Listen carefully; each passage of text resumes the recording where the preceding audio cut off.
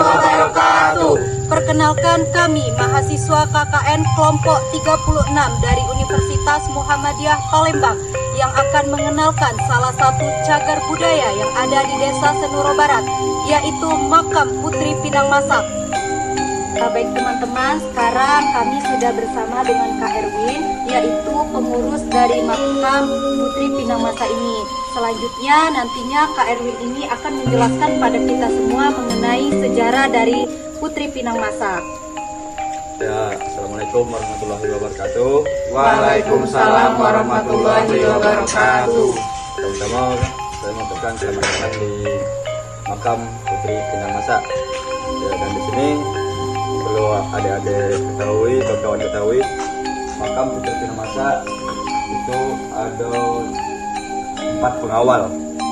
Satu di tengah dusun, di tengah desa Senuro, dan 3 ada di sini. Nanti untuk lebih rincinya lagi kita jelaskan di dalam. Silahkan masuk. Terima kasih Kak. Baik Kak, terima kasih atas kesempatannya. Mungkin langsung saja, gimana sih Kak sejarah mengenai dari Putri Pinang Masak ini? Lalu apakah si Putri Pinang Masak ini memang warga asli sini atau bagaimana? Ya, jadi bicara Putri Pinang Masak yang melegenda di Senuro itu Putri Pinang Masak itu bukan asli dari desa Senuro. Jadi Putri Pinang Masak itu berasal dari Jawa. Namun tentang aslinya dari mana kita tidak tahu. Yang pastinya mereka dari Jawa. Nah, Putri Pinang Masak itu ialah nama gelar, bukan nama asli. Nama gelar yang dibawa dari kerajaannya, itu berarti putri yang sudah siap untuk dipinang atau dinikahi. Putri Pinang Masak itu terkenal akan kecantikan dan juga kesantikan. Kecantikan meliputi raut wajah, perilaku, sikap, tutur kata dan lain-lain. Dan kesantikan ialah dan keahlian beliau dari mengubah bambu menjadi anyam-anyaman dan juga silat lidah yang lainnya. Jadi Putri Pinang Masak itu menurut sejarah yang kami dapat, saking putih beliau itu, ketika dia menelan air sirih itu lihat dia nyampak di kelungkungan, saking putih beliau. Nah, jadi karena banyak zaman dahulu yang beliau, namun beliau itu selalu menolak dengan cara baik-baik, sehingga akhirnya beliau itu merasa bosan dan tertekan dengan banyaknya yang datang pengen melamar beliau, hingga akhirnya beliau ada inisiatif untuk kabur atau melarikan diri dari kerajaannya dengan mengumpulkan para dayang-dayang dia tengah malam untuk merancang arah pelarian. Sehingga salah satu dari pengawal Putri Pinang Masak yang setia itu berinisiatif mengajak Putri Pinang Masak untuk melarikan diri dari kerajaan itu tengah malam lewat jalur perairan. Jadi Putri Pinang Masak melarikan diri itu melewat jalur perairan atau memakai perahu atau rakit. Pertama dahulu itu bukan rakit. Pengawal Putri Pinang Masak yang ia bawa, yang pertama Daksa Manggul atau Ulu Balang. Jadi Daksa Manggul atau Ulu Balang itu orang yang bertanggung jawab untuk mencari arah pelarian Putri Pinang Masak.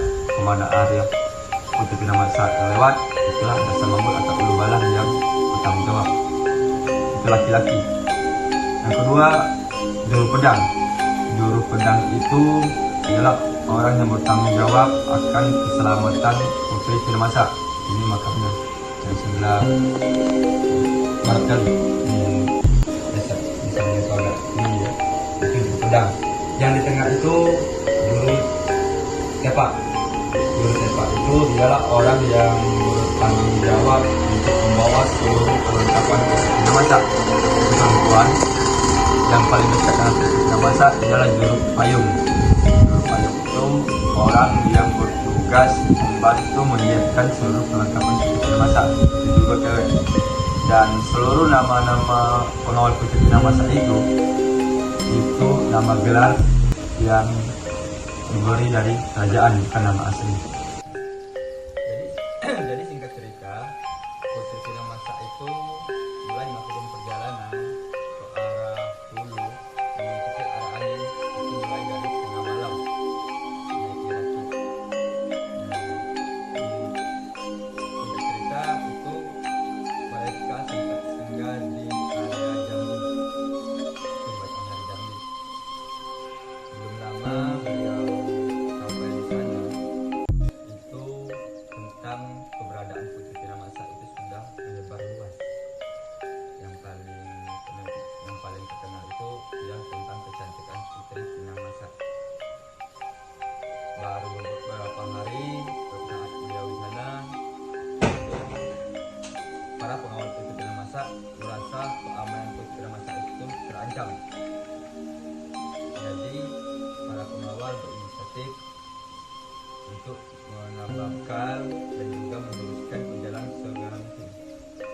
Di tengah perjalanan di Batanghari itu, salah satu pengawal Putri Pinamasa berinisiatif untuk memanipulasi Putri Pinamasa dengan merebus jantung pisang dan dimandikan ke Putri Pinamasa. Alhasil, setelah merebus jantung pisang dan dimandikan ke Putri Pinamasa, Putri Pinamasa yang awal mulanya terkenal cantik sampai air siripnya Pak Tumpuman kuliah berubah menjadi hitam dan jelek. Setelah merasa aman, mereka terus melanjutkan perjalanan. Mereka sempat singgah di Sungai Musi, namun demi keamanan belum lama mereka pun terus melanjutkan perjalanan sampai ke Lebak Muara. Itu kalau sekarang itu kita lihat itu di daerah Melayu, daerah Lebak. Namun pengawal Putri Pinamasa pun merasa di sana pun masih belum aman, sehingga mereka terus melakukan perjalanan ke arah hulu. Dan sesampainya di Lebak, di Tanjung Batu, karena Putri Pinamasa beserta kawan-kawannya ketemu dengan seorang pemuda yang bernama Hasan Suli. Melihat segerombolan orang yang mungkin dalam wajah yang berlebihan, Hasan Suli ngomong dengan rombongan Putri Pinamasa, "Katanya kamu terus ke arah hulu. Sampai ke arah hulu, nanti kamu akan menemukan air sungai. Terus lewat sampai tahu kalian untuk barulah kalian bisa masuk ke dalam." Melihat keputusan Putri dari Hasan Suli, Putri Pinamasa beserta kawan-kawan itu langsung percaya dan langsung mengikuti instruksi dari Hasan Suli tersebut. Sehingga mereka terus melakukan perjalanan sampai habis aliran Lebak.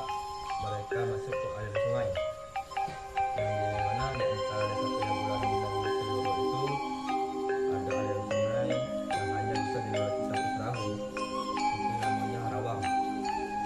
Nah, di setiap tikungan aliran sungai tersebut, salah satu pengawal Putri Pinamasa menentukan satu pohon bambu. Kalau di sini namanya hulu. Hulu diberi nama bambu apel untuk menghilangkan jejak. Sesampainya mereka ke arah hulu lagi, perahu mereka sudah tidak bisa lanjut perjalanan dan mereka memilih untuk beristirahat. Kalau sekarang kalau kita lihat itu adalah aliran sungai yang ada di bakal Mas Bujur tadi.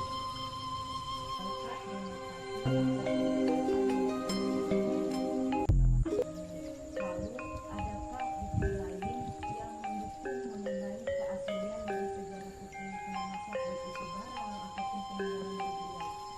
Ya, jadi selain sejarah Putri Pinamasa dan juga tiga sumpah yang cukup melegenda, itu Putri Pinamasa meninggalkan beberapa macam barang.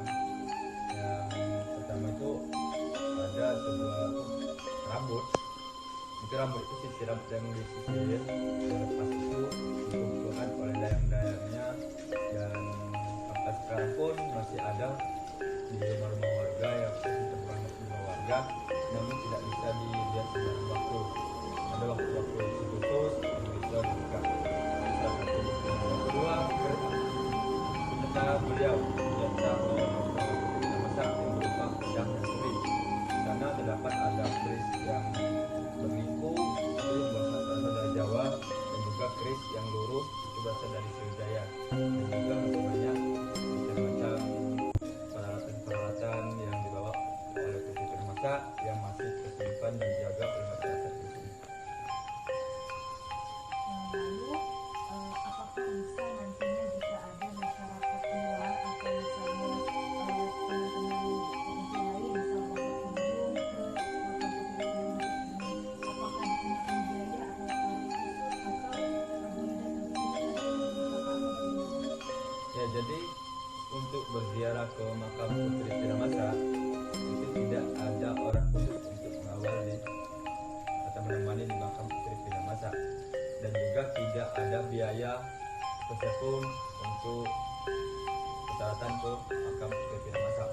Namun saya pribadi yang turun-temurun yang pernah dan bagian dari sejarah Putri Piramasa dari turun makam Putri Piramasa itu sering menasihati kami mengingatkan kepada seluruh orang-orang yang ingin berkunjung. Yang pertama, tidak boleh membawa hal-hal yang di luar ajaran agama Islam. Itu yang pertama. Yang kedua, tidak boleh meminta kepada Putri Piramasa. Harus kita meminta kepada Allah Subhanahu Wa Taala. Putri Piramasa itu hanya mengaminkan dan setiap doa yang kita panjatkan. Dan untuk waktunya itu bebas. Hari apapun bebas, cuma biasanya masyarakat di sini meyakini itu ada beberapa hari yang mungkin dibilang spesial. Itu kami Jumat Sabtu. Hari Kamis Jumat Sabtu itu beliau ada di sini. Lepas dari situ, saudara yang kami dapat, beliau itu pulang ke kerajaan Kakak. Jadi kalau Senin, Selasa, Rabu itu bagi orang yang ingin berziarah itu harus panggil dulu, lalu kami Jumat Sabtu itu tanpa diundang sudah bisa. Baik teman-teman, mungkin itulah sejarah singkat dari perjalanan Putri Pinang Masak dan juga makamnya yang terkenal di Desa Sumber Barat ini. Nah, jadi bagi teman-teman nantinya yang tertarik dan ingin berkunjung ke makam Putri Pinang Masak itu bisa ke Desa Sumber Barat dan menemui Kak Erwin selaku pengurus dari makam Putri Pinang Masak itu sendiri. Jadi juga sudah dijelaskan untuk ingin yang berziarah ke makam Putri Pinang Masak tidak dipungut biaya sama sekali, dan harinya itu boleh kapan saja, tetapi disarankan pada hari Kamis. ya. Mungkin itu saja teman-teman video kami kali ini mengenai sejarah singkat dari makam Putri Pinang Masak yang merupakan salah satu cagar budaya yang terdapat di Desa Sumber Barat, di mana tempat kami menjalankan kuliah pidana atau KKN. Apabila mungkin ada kata-kata yang salah baik dari kami maupun dari Kak Erwin selaku pengurus makam, kami mohon maaf. Kepada Allah kami mohon ampun. Kami akhiri wabillahi taufiq wal hidayah.